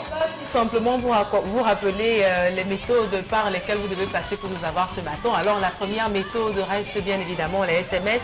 Il vous suffit de vous les envoyer au 6 90 09 89 05 ou à défaut pour vous qui êtes désormais Android, il y a une page Facebook qui a été créée pour la cause. Elle s'appelle 1012 le Zénith. Vous laissez vos commentaires en commentaire ou alors en publication directe sur la page ou alors en message et puis nous on va les lire très bientôt.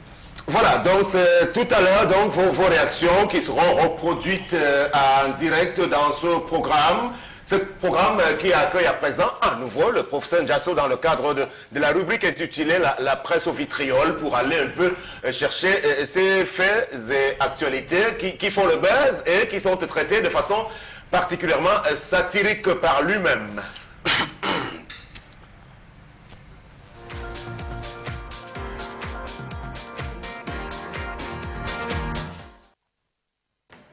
N'avons-nous pas coutume de dire on ne trouve pas de l'herbe au marché des chèvres? Que oui, je dirais ainsi. Aujourd'hui encore, j'ai fouillé les journaux lorsque je me suis heurté sur le Messager qui titre à la une des journaux suspendus à vie. Et quand je regarde le journal, il nous dit que le Conseil national de la communication, en abréviation CNC, n'a pas eu la main lourde contre Oran et Oran Plus, tous deux appartenant au DP Michel Moussala. Ces deux parutions sont interdites définitivement d'activité et ceci pour l'affaire Jean-Nana Sanjo, ex-DG de Camerco, contre Oran Plus. Pour publication répétée d'accusations non fondées. Voilà, le journal dit ainsi, offensante et insinuante à l'égard des personnes et pour attitude constante de défiance vis-à-vis des conjonctions du CNC de nom de mon ami Peter Essoka. En vérité, je vous le jure, quand j'ai lu ça, j'ai regardé, j'ai coulé même les larmes, j'ai regardé vers les cieux et j'ai dit, Seigneur, pourquoi fermes-tu tes oreilles aux cris de tes enfants? Est-ce que cette punition n'est pas tellement lourde pour ce monsieur appelé Moucho Moussala? Point d'interrogation. Est-ce Moucho Moussala qui a demandé à Sanjo de mal gérer la caméra? Point d'interrogation. Ou alors peut-être il lui mettait la pression sur certains titres. Je ne sais pas. Point d'interrogation.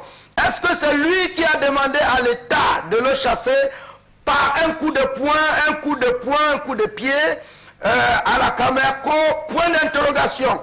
Est-ce lui qui leur avait demandé de lui arracher le passeport? Point d'interrogation encore. Est-ce lui qui avait demandé à Nana Sanjo de mettre Camerco et ses avions au sol? En tout cas, la question que je me pose encore suscite beaucoup de débats peut-être dans mon cœur, moi-même. Pourquoi cela n'a pas été tranché par la justice si c'était une affaire Nana Sanjo et Moucho Moussala? Pourquoi ça a été plutôt tranché par le CNC qui interdit carrément Aurore Plus et Aurore d'apparition? En tout cas, est-ce peut-être parce que les enveloppes sont passées quelque part dans le CNC? Point d'interrogation. Ou alors, ils voient les voyages gratuits qui n'arrivent plus à fonctionner. Toujours un point d'interrogation. En tout cas, moi, je n'apprécie pas tellement ça. Ça, c'est moi. Et je dis, profil bas, CNC, 4/10, ça a été trop dur. Même s'il fallait le faire, ça a été trop dur. Toujours dans le même journal, le Messager, Kribi, des élèves otages des stupéfiants. Là, je me suis arrêté et j'ai regardé. J'ai dit peut-être c'est le pays qui est déjà en train de s'écrouler, je ne sais pas.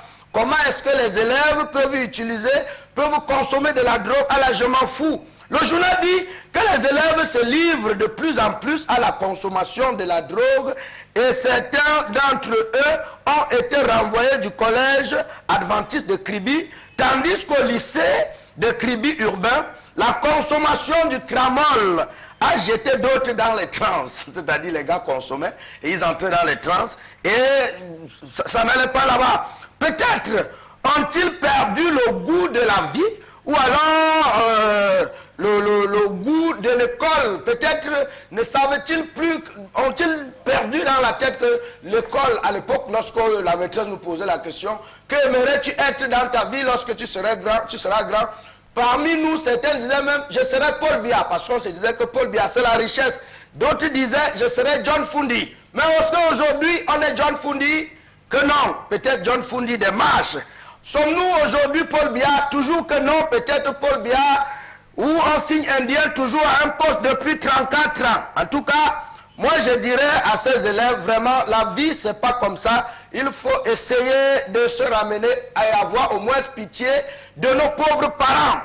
Dans le même journal, la Nouvelle Expression, en grande une, on peut lire, je vous l'ai dit dans la Nouvelle Expression, on peut lire affrontement politique. Voilà. Quand le RDF défie le RDPC, et c'est que je dis ça comme ça, le journal dit que Fundi et ses parlementaires, en l'espace d'une semaine, ont forcé deux marches de protestation dans les villes de Bamenda et de Boya, sans autorisation administrative.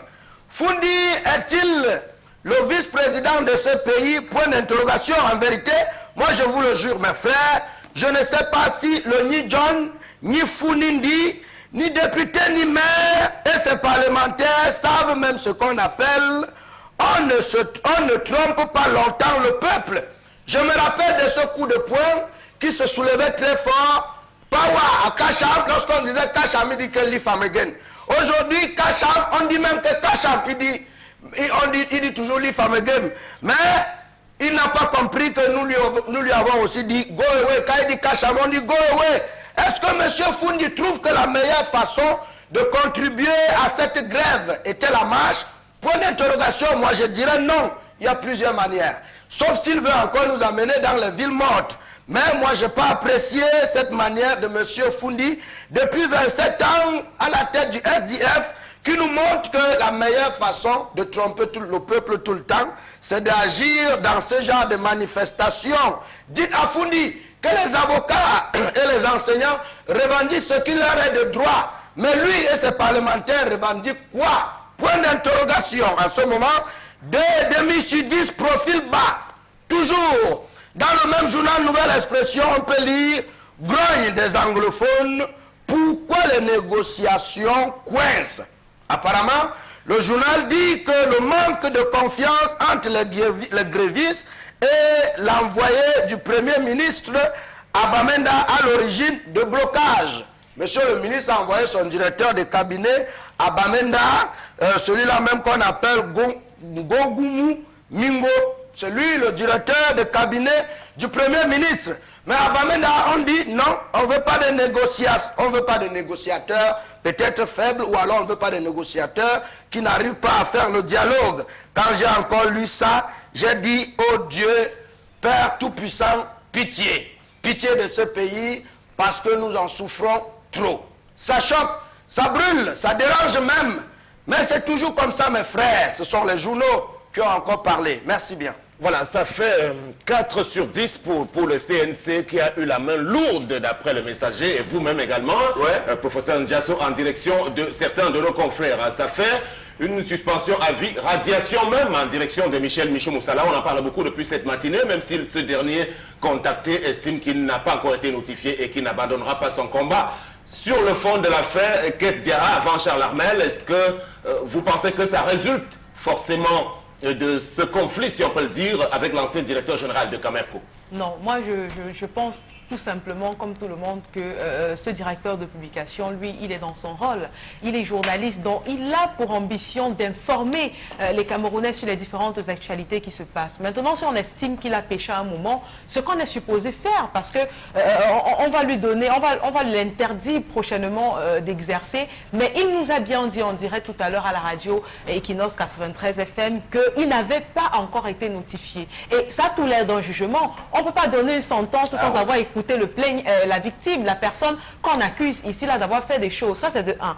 De deux, maintenant, moi, je suis un tout petit peu d'accord avec le CNC. Il faut frapper. Il faut frapper parce que, vous savez, dans tous les métiers, comme dans celui-ci, il faut des normes. Le métier de journaliste donne des pouvoirs aux êtres humains. Et s'il n'y a rien pour les recadrer, pour les empêcher de se transformer en super-héros de la vérité ou du mensonge, ce sera un peu du n'importe quoi. Là où je ne suis pas d'accord, c'est qu'on quitte très vite de la remarque à la répression sans donner la possibilité à ces personnes, par exemple, de revenir sur les différentes erreurs qu'ils ont faites. Et il faut préciser que dans le monde de la communication, de l'audiovisuel, il y a ce qu'on appelle le droit de réponse. Ça veut dire que si j'ai publié quelque chose, je n'ai pas la vérité absolue.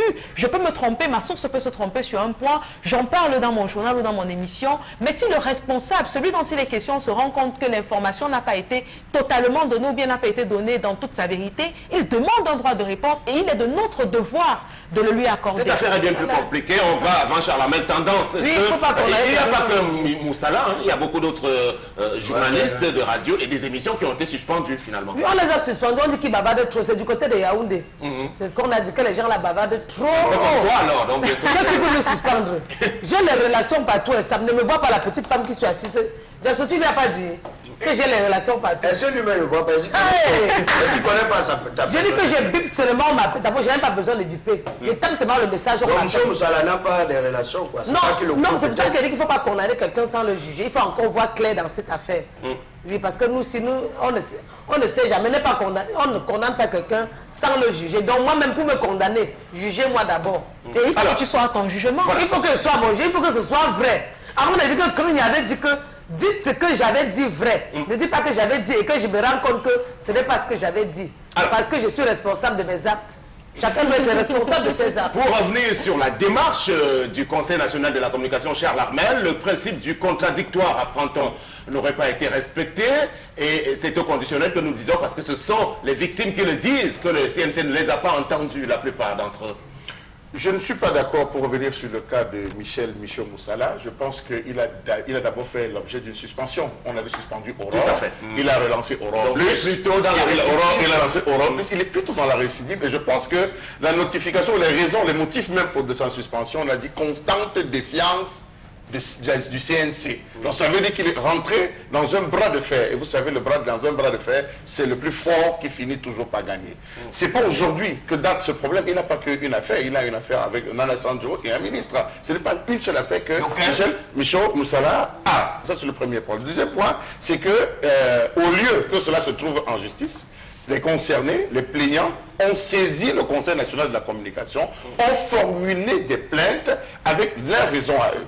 Je pense que depuis près de 6 mois, 1 an, le cas de Nana Sandjo, il y a eu, on l'évoquait ici hier, Michel Moussala s'est acharné véritablement contre Nana Sandjo. Il faut le dire. À peine on l'avait nommé, que déjà Michel Moussala était en train de dire un certain nombre. Je ne me place pas ici comme défenseur de Nana Paul Sandjo, mais je dis qu'il est rentré dans une critique acerbe et ça avait fait l'objet d'un débat, même à droit de réponse. Ici, on avait invité certains des panélistes pour essayer de comprendre pourquoi cet acharnement contre ces personnes. Alors l'acharnement serait une tactique, une formule, une nouvelle façon de procéder par du chantage vis-à-vis de quelques personnalités, vous voulez le dire Je n'ai pas envie de dire chantage, il peut avoir l'implicite. L'implicite peut tendre vers le passé, pour parler toujours du même directeur de publication vis-à-vis de l'ancien ministre des Finances, Polycarpe Ababa. Et M. Ababa, lui, n'hésitait pas à le balancer à travers les villes du Cameroun dans le cadre d'un procès qu'il avait. Moi, j'ai une seule question. J'ai une seule question qui va peut-être nous aider à mieux comprendre cette affaire. Si on accuse Micho Moussala d'acharnement sur la personne de Nana Paul Sanjo, il faudrait qu'on montre les preuves. C'est pas moi qui le dis, hein. Moi je fais que répéter ce qui a déjà été dit ce matin. C'est comme ça, quand on vous accuse d'avoir volé, on doit apporter les preuves de cette accusation. Sinon c'est une accusation qui ne tient pas. Il ne faudrait pas qu'on lui demande aujourd'hui de payer pour quelque chose alors qu'on ne lui donne même pas la possibilité de se faire écouter. Charles Hamel parlait tout à l'heure de critique, mais c'est la qualité première d'un journaliste, le sens de la critique, de l'observation, de la remise en question. C'est ça qui fait le bon journaliste. J'ai pris la peine de parcourir l'ensemble des écrits de Micho Moussala durant la période de Nana Sanjo. Il était particulièrement virulent. À la limite même, il vilipendait. Les mots qu'il employait à l'encontre de Nana Sanjo, on avait l'impression que ces deux personnes avaient eu par le passé à faire soit des affaires entre guillemets, ou alors ils se connaissaient par le passé, parce qu'un ensemble de choses était tellement dit de manière crue, de manière acerbe contre cet homme, que moi, à sa place, je pense que j'aurais saisi. Donc ça dépassait le simple cadre journalistique. Le simple cadre journalistique, c'est un acharnement. C'est peut-être ce qui arrive également à nos confrères du groupe L'Anecdote, avec l'actuel directeur général de l'ART, M. Jean-Louis Bemengue également, qui a saisi le CNC. Avant, le professeur Ndiasso Tendance. Oui, président. C'est ça que dit qu'avant de faire les choses, il faut bien contrôler. Pour l'affaire Papa Nguiniefa, n'est-ce pas, la dernière fois on avait dit que Papa jette ta prison en paix, ça va aller. La dernière fois on avait dit qu'il prend l'argent à la SCDP pour aller nourrir les petites, puisqu'on a filmé, mettre sur les réseaux sociaux. Est-ce qu'il y avait les preuves ou il n'y avait pas les preuves? Point d'interrogation. Ce que je sais, c'est que les gens ont dit qu'ils détournaient l'argent à la SCDP, ils partaient manger avec les petites. Ou c'était vrai, ou ce n'était pas vrai, je ne sais pas. Donc il faut les preuves. Il faut toujours avoir les preuves. Pour lui, j'avais vu, ou c'était seulement un montage. Alors vous voulez dire que le Conseil national de la communication, qui a aujourd'hui exercé son droit en prenant des mesures, a reçu des pots de vin? Ou alors... Non, je ne sais pas, c'est moi qui dis, papa. À vous écoutons, on a l'impression finalement que le Conseil national de la communication s'est ligué parce qu'ils ont reçu soit la pression de Yaoundé. Le pourcentage a donné 4 sur 10 au CNC. Pourquoi? Oui, parce que je me dis, cette punition, elle est trop lourde. C'est une sanction, mais elle est trop lourde. Qu'on dise qu'à vie, qu'on ne veut plus de lui, je ne comprends pas. Et je me pose une question. Est-ce que c'est le CNC qui devait trancher cette histoire? Ou alors, mais parce que quand tu dis que Nana Sanjo a eu les problèmes avec Micho Moussala, je crois que c'est un problème qui devait se suivre en justice. Et qu'aujourd'hui, le CNC... Il peut traîner son organe devant le CNC. Devant le CNC, il peut traîner le CNC sans avoir eu le monsieur en question, sans l'avoir entendu. On le suspend carrément comme ça. Pour la même affaire, on l'avait suspendu. Pour la même affaire, on avait suspendu son journal. Et puis Charles Hamel, vous avez dit tout à l'heure qu'il est quitté d'Oran à Oran Plus. C'est pas la même chose. Oran, c'est un organe. Oran Plus, c'est un autre. C'est pas Cameroun. On n'a pas inventé le fil à couper du beurre chez nous. Question importante, le CNC est dans ses prérogatives d'aller jusqu'à la radiation. Je crois que c'est ce que vous voulez savoir. Mais bien sûr. Il dit c'est en session. C'est lors d'une session, je pense qu'il y a des membres qui ont eu à exercer le droit de vote, le droit de veto. Chacun a dû dire, on a voté pour sa radiation. Allez savoir maintenant les autres critères qui ont accompagné, les véritables critères qui ont accompagné. Nous ne nous limitons pas à la partie visible. Est-ce qu'on peut parler d'une cabale en direction de certains journalistes et médias de la place, comme c'est en train de se dire, à travers les réseaux sociaux également, dans nos chaumières depuis hier? Je n'ai pas envie de dire que c'est une cabale. Je n'ai pas envie de dire que c'est une cabale, mais j'ai envie de dire quelque part, l'implicite peut être le musulman. On peut parler du musulman, la pression gouvernementale sur certaines choses qui sont dites. On peut parler d'un musulman. D'autre part, on peut dire non. Parce qu'il y a une façon, même lorsqu'on veut dire la vérité, il y a une façon de la dire. Il y a des méthodes à employer pour dire la vérité. Des méthodes de journalistes. Des méthodes de journalistes pour dire certaines vérités. Mais lorsque vous écoutez nos frères, ce que notre un a taxé de journaleux, excusez-moi, un a taxé, je ne sais pas si c'est à tort ou à raison de journaleux, il y a certaines personnes qui, pour dire des choses, le disent de manière vraiment acerbe. Ils ne respectent pas la déontologie journalistique. Ils balancent, ils veulent faire sensation, émulation, en se disant je vais le faire, je serai un Nelson Mandela. Puis surtout, attends, je pense que le rôle aussi du CNC, c'est ça.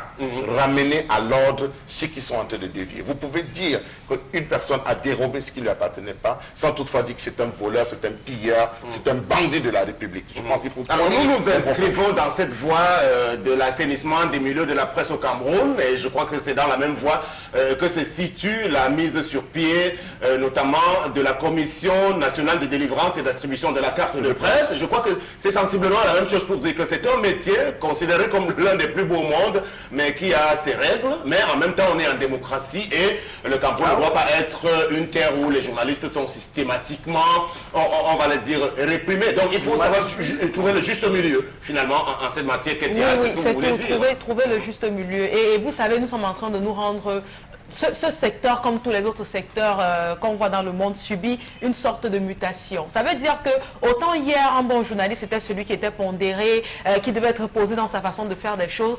Aujourd'hui, il faut susciter l'accrochage du public. Ça passe par tellement de choses. Très bien, on va prendre donc les avis avec vous parce qu'on est en train d'aller vers la fin. Vous me muselez, ça me sera. Oui, c'est vrai, on a débordé un peu puisque le sujet était passionnant. La presse au vitriol du professeur Jasso. À présent, quelques avis des SMS et vous enchaînerez tout de suite avec la revue des réseaux sociaux. Et bah oui, je tiens déjà à préciser aux personnes qui nous écoutent que vous pourrez réagir sur les réseaux sociaux en vous rendant sur la page 10-12 le Zénith. Et justement sur cette page-là, il y a déjà pas mal d'interventions qui sont parvenues. La première est signée Élisée Nengwan Djangue qui dit bonjour le plateau, la maison revient aux enfants et leur père, puis il va continuer à les encadrer, à les éduquer. Donc j'imagine que c'est un rapport avec l'histoire que Tendance nous a raconté très tôt au début de cette émission. La même personne nous réécrit en disant l'éducation en général est malade au Cameroun. Voilà pourquoi je suis très d'accord avec les réformes que revendiquent les enseignants anglophones. Et toujours sur la même page,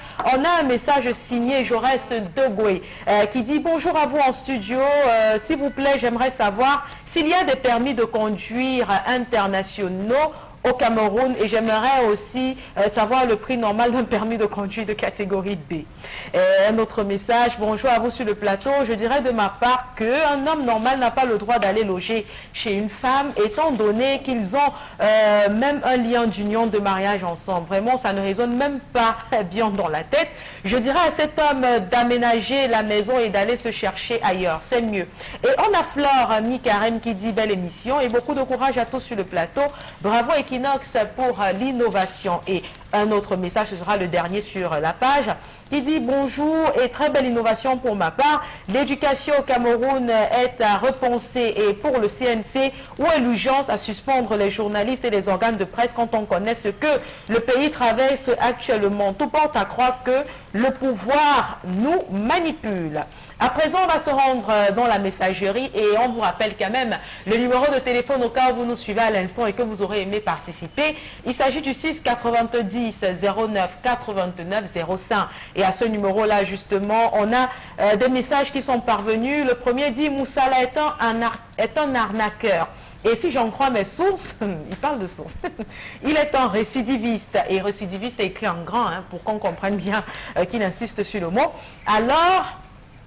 Alors, dit-il, on doit frapper. Basta le journalisme de quartier et le chantage. Le message est signé Grégoire Oona. Un autre message qui est arrivé quand même au même numéro. Bonjour le plateau, nous sommes très contents de votre initiative qui consiste à interpeller les consciences. Vous comprenez que rien ne marche dans ce pays. Le chef d'État doit démissionner avec son gouvernement. Pourquoi tout le pays ne peut pas observer au moins 2 jours de grève? Ceci en solidarité totale avec nos frères anglophones. Le comportement des policiers de Biya est le même partout au Cameroun. Ils sont au service de Biya et non du peuple. Comment pouvez-vous expliquer que les étudiants sans défense, parce qu'ils posent un problème aujourd'hui, se retrouvent devant le procureur? Message malheureusement pas signé. Alors, on a un autre message quand même qui est parvenu au 690 09 89 05. Le message dit, d'accord, il faudrait que vous arrêtiez un moment d'appeler, chers téléspectateurs, pour qu'on puisse lire ce que vous nous envoyez comme message. 10-12 le Zénith, votre émission sublime mes journées et mon intellect. J'adore. Mais ce qu'il y a... non, on ne va pas le lire ce message finalement. Il est un tout petit peu osé. On va aller chercher un autre message quand même qui est arrivé au même numéro de téléphone que vous connaissez. Le message est signé de Blériot qui dit « Je profite de cette occasion pour dire merci à Charles Hamel d'avoir fait un reportage il y a quelques semaines pour mon petit village, Piti Dibamba. » Bon, on va passer également celui-là. Il dit « Bonjour les meilleurs, s'il vous plaît, dites à Charles Hamel de ne plus se mettre en colère. Pardon, les universités les universités n'ont plus leur place dans ce pays car les étudiants sont abandonnés et maltraités, mais aussi ces étudiants, beaucoup parmi eux ne sont plus à la hauteur. Le message est signé Noé depuis Kansamba. On a un autre message. Bonjour le plateau, bonjour à vous. Ce pays va mal. Comment peut-on s'attaquer à une presse qui fait bien son travail? Le message, lui, est signé Apollinaire. On va prendre un autre message qui est parvenu.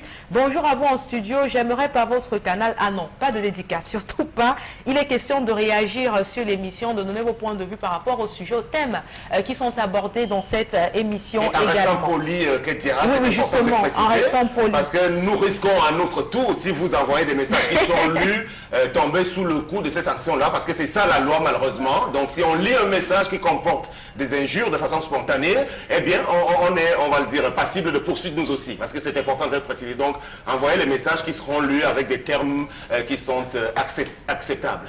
Bonjour à vous. Pourquoi si une femme peut vivre chez un homme, le contraire n'est pas possible? Au Cameroun, tout va mal. C'est Bidias David Adonis qui nous écrit. Autre message ce matin qui nous vient cette fois-là de l'étranger. Bonjour le panel. Je vous disais hier que l'Africain copie toujours ce qui est mauvais venant de l'Occident. La jeunesse camerounaise est pourrie. Il faut des états généraux de la famille. Et cette fois, c'est Stéphane, donc, qui, on vous le disait, nous écrit depuis le Gabon. Autre message. Bonjour le panel. Vivement que Dieu vienne à notre secours. Où va le Cameroun? Quel avenir pour notre jeunesse? Le message, lui, il est signé Dorette. Autre message parvenu, le CNC est dans son droit, mais on ne condamne pas quelqu'un sans l'écouter. Où est la démocratie? Message malheureusement pas signé. Autre message, bonjour sur le plateau, j'apprécie votre émission, j'ai vraiment honte pour mon pays. Il faut que les dirigeants de ce pays prennent bien leurs travaux en main. C'est Wassi Ernest qui nous écrit depuis Garoua. Et autre message avant de passer justement à la revue des informations qui sont parues sur les pages internet et Facebook de nos différents suiveurs. Il dit bonjour, pourquoi s'acharner sur Moussala? Arrêtez la discrimination. Voilà, c'est ça. C'est vrai que professeur Ndiasso voulait réagir une dernière fois sur ce sujet avant de passer à la revue des réseaux sociaux sur cette revue concernant donc les sanctions qui ont été prononcées. Oui, je disais à Charles Hamel, je voulais prendre un peu une parole de Charles Hamel qui dit que Moucho Moussala, dès qu'on a mis Nana Sanjo, il avait commencé à parler et tout. Même à l'école, quand tu fais les maths, quand tu fais, quand tu fais les maths, tu fais la science, il y a toujours un sujet, il y a toujours une matière dans laquelle il y a toujours une matière qui est ta matière de base. C'est peut-être, il avait des dossiers sur Nana Sanjo et qu'il trouve que c'est au moment où, sur Kameko, et il trouve que c'est au moment où on le met à la tête de Kameko, qu'il puisse sortir ces dossiers. Je ne crois pas que c'était pour... Disons, j'aurais attendu le même engouement avec Ernest Dikoum. J'aurais attendu le même engouement au sujet de Kameko. Mais c'est rien à dire sur lui. Non, mais Kameko, ça va toujours pas. Kameko, ça va toujours pas malgré le fait. Mais la question peut-être qu'il fallait se poser, c'était celle de savoir où vont aller les différents employés de cette structure, de la structure. Tout à fait. C'est ça le problème.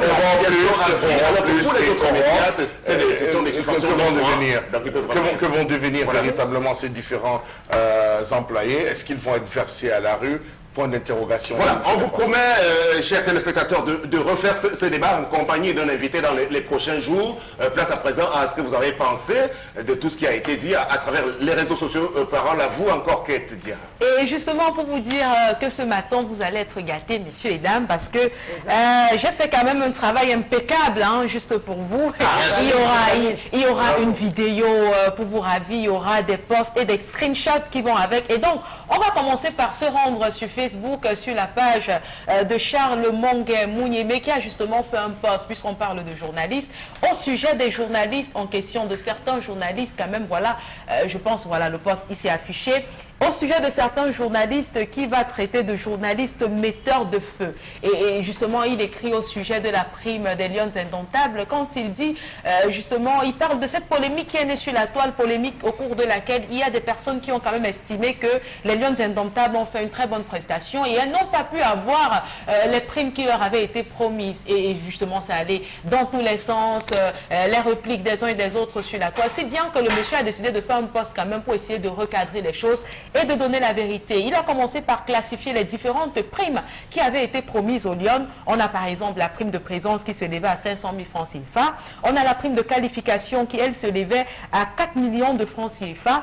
La prime de qualification pour le second tour qui se levait à 5 millions de francs CFA. La prime d'accès en finale qui se levait à 8 millions et la prime de victoire finale qui se levait à 10 millions de francs CFA.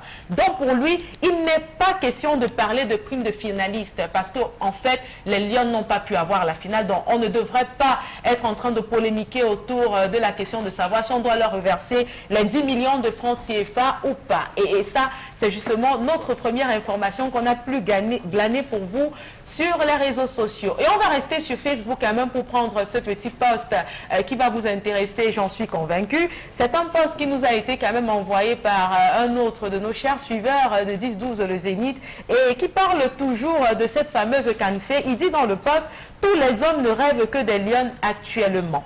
Abou dit je t'aime, Nganamouit je veux t'épouser, Feu Dio la future mère de mes jumeaux, Adjara ma princesse saoudienne. Et puis quoi, dit-il, oh descendez sur terre, hein. Les vrais lions sont dans vos cuisines, elles dribblent tous les jours avec vos humeurs, font des passes avec vos désirs, taclent pas derrière vos énièmes bureaux et marquent des buts pour votre accomplissement. Et vous, vous ne voyez même pas, chat.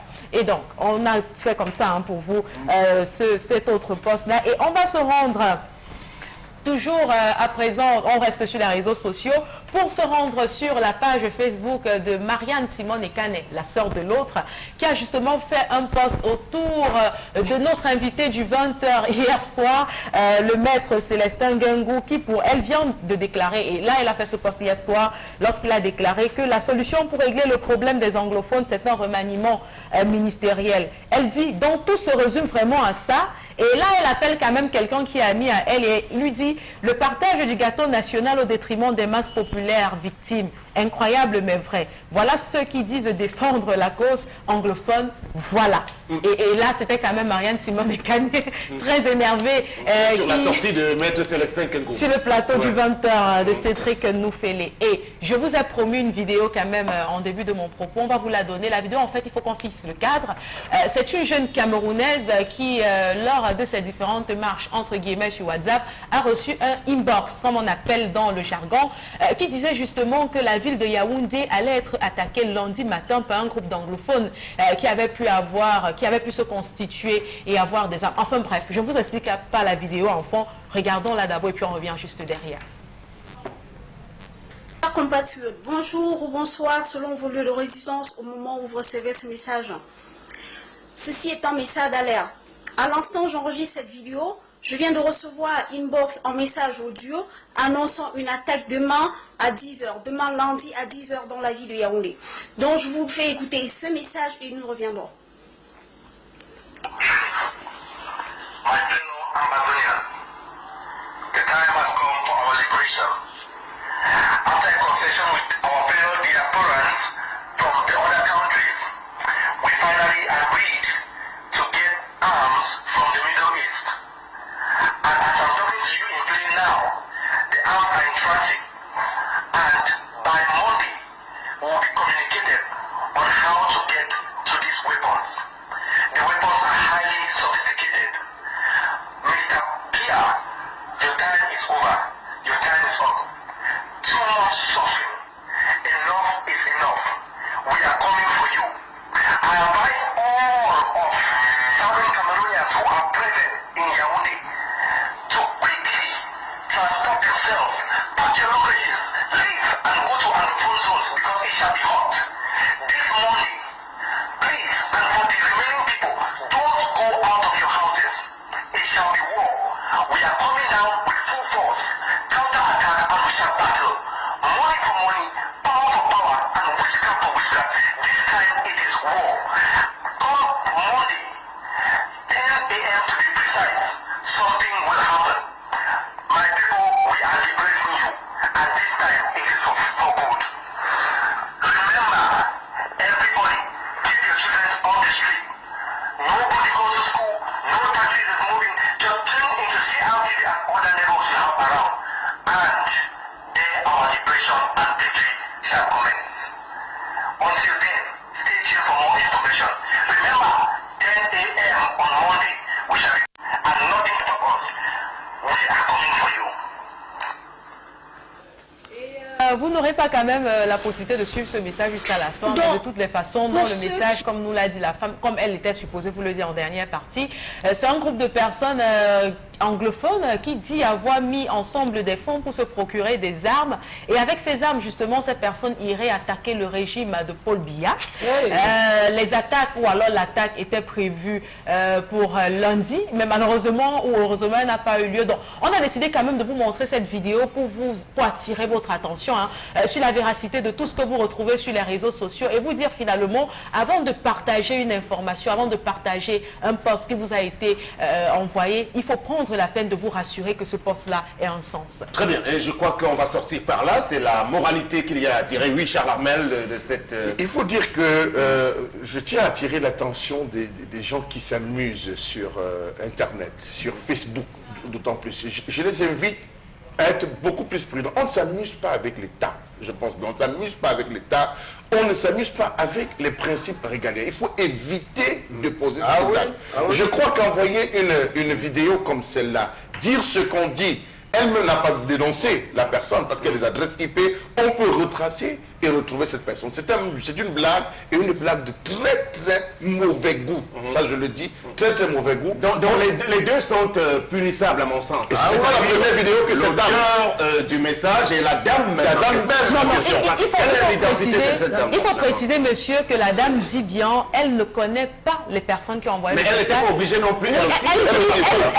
Elle dit, elle a le devoir de transmettre des informations sensibles. Le devoir qui lui a été confié par qui? Le devoir de publier... Par son patriotisme peut-être. Une vidéo comme celle-là est susceptible de provoquer dans une ville comme Yaoundé. On se rappelle ce message qui disait éviter les carrefours, les lieux publics, les endroits, ce fameux message qui avait créé véritablement une psychose dans la ville de Douala et Yaoundé à l'époque des frappes de Boko Haram. Il faut que les gens évitent de s'amuser à poser ce type d'acte et surtout à publier, parce que si vous allez sur la page, vous allez vous rendre compte que X a pris, l'a copié, l'a partagé.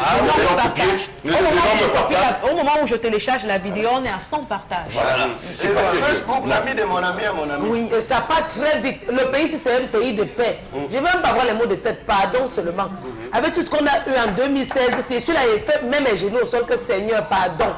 Il faut que 2016 s'y parle, sa malchance. Ce qu'on a vu en 2016, c'est un pays de paix. Maman sort de donner une vidéo, un truc comme ça. Garde pour toi seul où tu supprimes. Que de venir disposer les gens avec, c'est quoi? Et je dois rappeler qu'à propos de paix et d'insécurité, malheureusement, la zone anglophone Boya-Bamenda reste toujours assez chaude, d'après les toutes dernières informations. Depuis ce matin encore, Charles Armel, du côté de Bamenda, il y a encore des manifestations. Les avocats ont repris, il faut dire que les avocats ont repris. C'est vrai que le dialogue n'a pas abouti. Je ne sais pas où est-ce que ça coince avec ce fameux problème anglophone. Qu'est-ce qu'ils attendent? Le Premier ministre a dépêché déjà même son directeur pour essayer d'aller discuter, mais ça ne va véritablement pas. Vivement qu'on trouve... Moi, je me serais attendu, comme cela se fait dans toutes les démocraties occidentales, que le chef de l'État se déplace. Voilà. Que le chef de l'État se déplace, qu'il aille au contact. Il est le choix du peuple. Comment le choix du peuple peut fuir le peuple? Il faut qu'il aille au contact de son peuple, qu'il aille discuter. On a vu vos plans là. Ce que vous voulez faire au chef de l'État, vous ne l'aurez pas. De toutes les façons, toutes les démarches ont échoué. Il a commencé par dépêcher son Premier ministre, qui est parti. Et puis, même les démarches aussi, disons-le, des parlementaires de l'opposition, le SDF, n'ont pas abouti. Toutes les autres discussions amorcées. Et hier, c'était son directeur de cabinet. On a beaucoup de gens qui rentrent en scène, mais la situation est toujours bloquée, professeur Jasso. Oui, Sam, tu trouves que le SDF est là-bas pour calmer la situation? C'est une manière de leur... Ils font la marche. Ils sont là plutôt pour envenimer la situation. Pour moi, je trouve pas ça la belle manière de calmer les choses, parce qu'on ne peut pas être en train de calmer les choses. Au lieu de rappeler les gens à la paix, on fait une autre marche Vous avez suivi dans le journal ce qu'on a dit tout à l'heure, c'est pas beau, ce n'est pas appréciable. Et voilà pourquoi tout le temps, la majorité, depuis, je crois, lundi aujourd'hui, les journaux ne font que écrire là-dessus, SDF, récupération politique, FDF, parce qu'on ne comprend pas ce que le SDF revendique là-bas en faisant une autre marche. En tous les cas, il y a eu une contre-manifestation des partis politiques, donc le RDPC au pouvoir est descendu à Boya. À Boya aussi, avec lettrement, je peux appeler une manifestation, un meeting lettrement, puisqu'il n'y a eu personne sur les lieux. Moi, ce que je voulais dire un peu, c'est m'adresser aux responsables du SDF et leur dire, on se rappelle ce qu'on a vécu au Rwanda avec cette affaire des radios Mille Collines et tout. Quand une situation est assez envenimée comme celle-là, je crois que les leaders de partis politiques devraient gagner plutôt à jouer le rôle de l'apaisement et non enflammer. Plus ils descendent, plus ils enveniment la situation, ils tiennent des propos vraiment éruptants, ça pousse le désordre, la gangrène. Les gens assez je pense qu'ils devraient descendre parce que peu après, il faudrait qu'ils rendent compte. Ils devront rendre compte par rapport aux différentes exactions qui sont en train d'être posées. Lorsqu'il lève sa main, c'est les gens qui sont derrière lui, c'est une foule, près de 10 000 personnes. Et après, quand ça rentre dans les quartiers, ça casse. Tout le monde, le moment venu, aura à rendre des comptes. Et nous, on va tout à l'heure prendre notre invité pour la conclusion de nos discussions entamées. Mais avant cela, merci à vous pour la revue des réseaux sociaux et les avis de nos téléspectateurs. On va d'abord introduire donc la rubrique interpellation, oui, qui consiste à vous donner la parole dans la rue sur un sujet donné.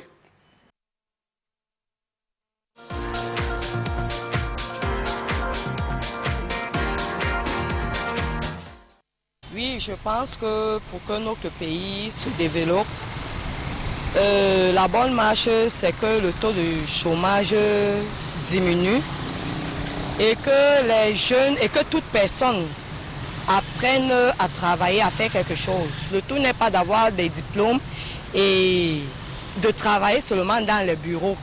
On peut avoir les diplômes et ne pas travailler dans le bureau, mais savoir faire quelque chose, se créer des activités, des petits commerces et autres pour s'en sortir.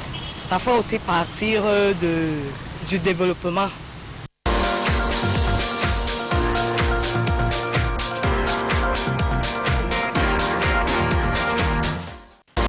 Voilà, on l'a retrouvé sur ce plateau pour aller vers la fin de ce programme. Notre invité qui est là encore, monsieur Jean-Siga Foti, qui parle de la problématique de la conduite automobile aujourd'hui et la prolifération des auto-écoles de formation automobile qui ont pignon sur rue. Il est le responsable syndical de cette activité-là au niveau de la région du littoral. Et la question d'une de nos ou ce téléspectateur qui demandait si ça existe un permis de type international et il voudrait aussi savoir combien coûte la formation d'un permis de type B.